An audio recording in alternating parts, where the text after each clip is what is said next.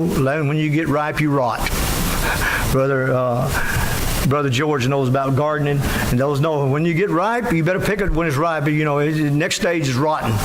But we got to always stay green. In the church, we got to always stay green. We're growing. You've not arrived. You won't arrive until the day you die. We've got to keep on moving forward. And he's saying right here, take my yoke upon you and learn of me, for my yoke is easy and my burden is light. Tonight, are you ready to grow? Are you growing now? Are you really growing? Are you really you say, well, I'm growing weary. Well, if you're growing weary, maybe God's trying to show you through the weariness, this again, to look back up here. Look back up to the Lord. Are you weary and well-doing? You're weary and well-doing? You have to go back. Get back in here and say, Lord, what will thou have me to do? And you do what the Lord tells you to do and grow. You're doing it tonight. You're here. See, I'm preaching to the choir. You've done it all this week, and you've been doing it every week.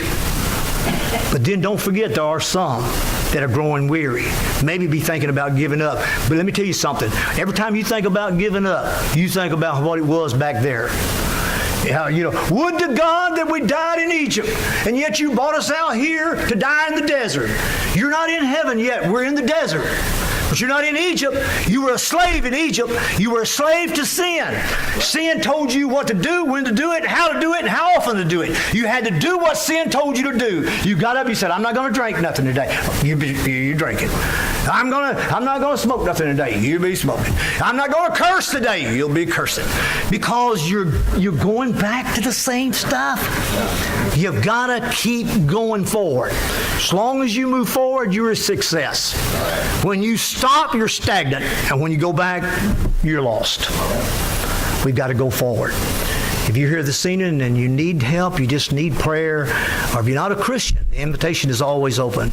But if you need to come, would you please come while we stand and sing?